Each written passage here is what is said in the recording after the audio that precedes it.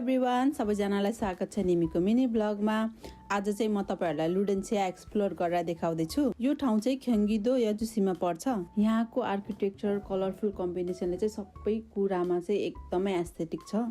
मलाई चाहिँ यो ठाउँ साथीहरुसँग फ्यामिलीसँग घुम्न जान चाहिँ एकदमै बेस्ट लाग्यो। यदि तपाईहरुकोसँग बच्चा पनि छ भने चाहिँ बच्चाहरुको लागि पनि किड्स जोन चाहिँ छुट्टै छ। यहाँ चाहिँ एउटा विशिङ रुम छ जहाँ चाहिँ तपाईहरुले आफ्नो विश लेखेर चाहिँ त्यहाँनिर झुन्डाउन सक्नुहुन्छ। अनि हामीले पनि विश लेखेर 2026 को विशहरु लेखेर चाहिँ त्यहाँ हामीले झुन्डाएको थियौं। अनेस्टली भन्नु पर्दा यो ठाउँमा चाहिँ युरोपियन भाइब्स आउँछ। यहाँ चाहिँ तपाईहरुले पुरानो युरोपलाई देख्न सक्नुहुन्छ, पुरानो भिन्टेज सामानहरु देख्न सक्नुहुन्छ, युरोपियन घरहरु देख्न सक्नुहुन्छ। यो ठाउँ चाहिँ अति नै ठुलो छ घुम्नको लागि। हामी चाहिँ दिउँसोमा पुगेको थियौं।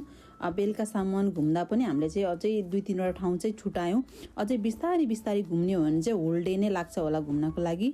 अनि फोटो र भिडियो चाहिँ तपाईहरुले जता पनि खिच्न सक्नुहुन्छ के जुन एरिया पनि यस्तो राम्रो छ फोटो भिडियो खिच्नको लागि। यहाँ चाहिँ युरोपमा भएको भिन्टेज सामानहरु म्याक्सिमम थियो।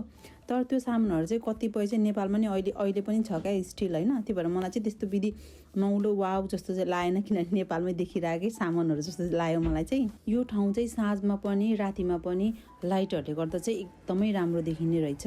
If you guys love aesthetic place यो ठाउँ चाहिँ मिस नगर्नु होला। Okay guys, bye bye, thank you for watching.